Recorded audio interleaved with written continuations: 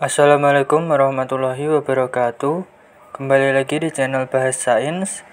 Di video kali ini kita akan membahas nilai ketidakpastian pada pengukuran berulang.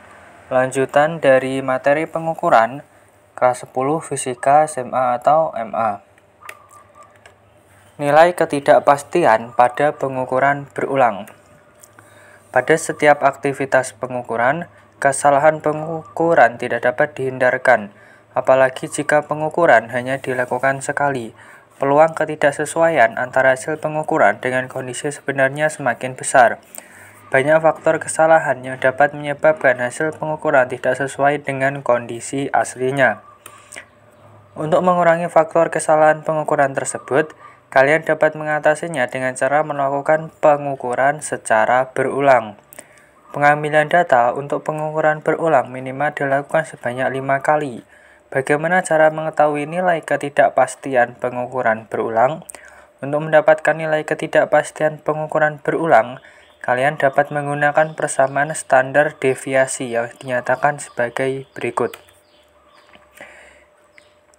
Delta X, nilai standar deviasi atau nilai ketidakpastian pada pengukuran berulang, sama dengan 1/n akar n kali sigma xi kuadrat min sigma xi kuadrat per n min 1. Dengan n adalah banyaknya data, xi data ke i, xi kuadrat data ke i dikuadratkan, sigma xi kuadrat penjumlahan seluruh kuadrat data ke i, sigma xi penjumlahan seluruh data ke i, sigma xi kuadrat penjumlahan seluruh data ke i. Jadi di sini beda ya antara sigma xi kuadrat dikurangi sigma xi kuadrat. Kalau yang sigma xi kuadrat ini, xi-nya kalian kuadratkan dulu, baru setelah itu kalian jumlahkan tanda sigmanya. Kalau yang sigma xi dikuadratkan ini kalian jumlahkan semuanya dulu, baru hasil penjumlahannya itu kalian kuadratkan. Nah, nanti lebih jelas ke contoh soalnya. Lanjut kita bahas nilai ketidakpastian relatif. Biasanya pengolahan data hasil pengukuran menghasilkan banyak angka di belakang desimal. Bagaimana aturan membulatkan angka hasil pengolahan data? Langkah pertama, menentukan nilai ketidakpastian relatifnya dengan cara sebagai berikut. Ketidakpastian relatif sama dengan delta X atau nilai standar deviasi tadi atau nilai ketidakpastian pengukuran berulang dibagi X bar atau nilai rata-rata kali 100%. Rata-rata kalian pasti ingat ya, rumusnya itu jumlah data dibagi banyak data. Lanjut ke langkah kedua, cocokkan persentase ketidakpastian relatif yang didapatkan dengan aturan sebagai berikut. Aturan penulisan hasil pengolahan data berdasarkan ketidakpastian relatif. Jika persentase ketidakpastian relatif sebesar 0,1%, jumlah angka hasil pengolahan data yang dituliskan 4 angka. Ini 0,1% ke bawah.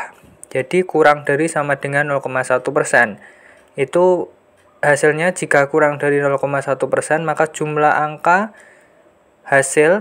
penting hasil pengolahan data yang dituliskan 4 angka. Kita sudah bahas angka penting di video sebelumnya. Aturan yang kedua, jika persentase ketidakpastian relatif sebesar 1%, jumlah angka penting hasil pengolahan data yang dituliskan 3 angka. Ini berarti di antara 0,1 dan 1. Lalu, jika persentase ketidakpastian relatif sebesar 10%, jumlah angka hasil pengolahan data yang dituliskan 2 angka. Jadi antara 1% sampai 10%, itu jumlah angka penting hasil pengolahan datanya yang dituliskan adalah 2 angka. Hasil pengukuran dinyatakan dalam X plus minus delta X. X ini adalah jika dalam pengukuran berulang, maka ini rata-rata dari hasil pengukuran semua percobaan yang dilakukan. Sedangkan delta X ya nilai standar deviasi tadi atau nilai ketidakpastian pengukuran berulang. Jika di pengukuran tunggal juga bisa dinyatakan dalam bentuk seperti ini, dengan X-nya ini adalah nilai hasil pengukurannya dan delta X-nya adalah nilai ketidakpastian pengukuran tunggal. Di video kali ini kita bahas ketidakpastian pengukuran berulang. Agar lebih jelas ke contoh soal, 5 orang siswa mengukur diameter sebuah tutup botol dengan menggunakan jangka sorong secara bergantian. Kita sudah bahas cara mengukur menggunakan jangka sorong di video sebelumnya. Masing-masing siswa mendapatkan kesempatan 1 kali mengukur, sehingga didapatkan tabel hasil pengukurannya adalah sebagai berikut. Percobaan 1, 2, 3, 4, 5. Nama siswa yang mengukur: Andi, Bernadette, Nisa, Neneng, dan Togar. Diameter tutup botol dalam satuan cm. Andi mengukur diameternya 3,12, Bernadette 3,14, Nisa 3,15, Neneng 3,11, dan Togar 3,14. Mereka diminta untuk menentukan luas permukaan tutup botol beserta nilai ketidakpastiannya. Berikut ini tabel pengolahan datanya. Nomor 1-5, diameter tutup botol dilambangkan dengan D dalam satuan cm, 3,12, 3,14, 3,15, 3,11, 3,14. Lalu menentukan luas permukaan tutup botol. Jadi menentukan luas permukaan tabung tanpa alas. Kan tutup botol itu nggak ada alasnya, yang ada cuma bagian atasnya aja. Rumusnya bisa seperti ini. A, luas permukaan tutup botol sama dengan 1/4 pi D kuadrat, dalam satuannya cm kuadrat. Hasilnya, yang percobaan pertama itu 7,64, 7,74, 7,79, 7,59, dan 7,74. Lalu kita juga cari kuadrat luas permukaan tutup botol A kuadrat. Jadi satuannya cm pangkat 4. 7,64 dikuadratkan 58,4, 7,74 dikuadratkan 59,9, 7,79 dikuadratkan 60,7, 7,59 dikuadratkan 57,6, 7,76 dikuadratkan 59,9. Sigma A atau jumlah seluruh luasnya ini 5 percobaan ini kita jumlahkan, hasilnya 38,5 cm persegi.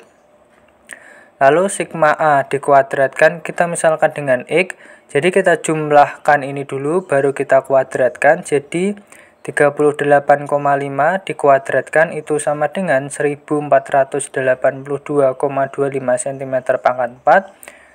Sigma A kuadrat, jadi kita kuadratkan dulu, lalu kita jumlahkan, kita misalkan dengan Y, jadi ini semua kita jumlahkan, itu kita dapat 296,5 cm pangkat 4. Lanjut kita ke menentukan luas permukaan dan juga nilai ketidakpastiannya. Kan tadi untuk hasil pengukuran itu ada 2 komponen yang harus kita sertakan, yaitu hasil pengukuran luas permukaan, kalau berulang berarti rata-ratanya, dan juga nilai ketidakpastian pengukuran berulang yang dihitung dengan menggunakan rumus standar deviasi. Diketahui jumlah data N besar sama dengan 5 dan X ini adalah tadi jumlah sigma A kuadrat. Jadi penjumlahan seluruh luasnya baru kita kuadratkan. Kalau Y tadi kita misalkan sebagai penjumlahan hasil kuadrat semua luasnya. Jawabannya, kita menentukan nilai rata luas permukaan tutup botol. Jadi A bar sama dengan jumlah, ingat nilai rata-rata itu jumlah semua data dibagi banyak data. Jadi sigma A dibagi N, jumlah semua data tadi udah kita hitung ya, 38,5, jumlah datanya itu 5, ada 5 percobaan. 38,5 dibagi 5 sama dengan 7,70 cm persegi. Lalu kita menentukan nilai ketidakpastian pengukuran berulang.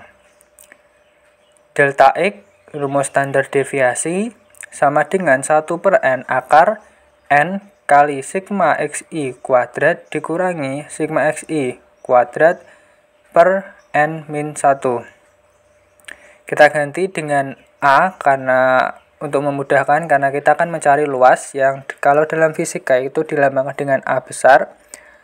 Delta A sama dengan 1/n akar n kali sigma A kuadrat dikurangi sigma A kuadrat dibagi n-1. Lalu kita masukkan variabel yang sudah kita tuliskan dalam yang diketahui tadi.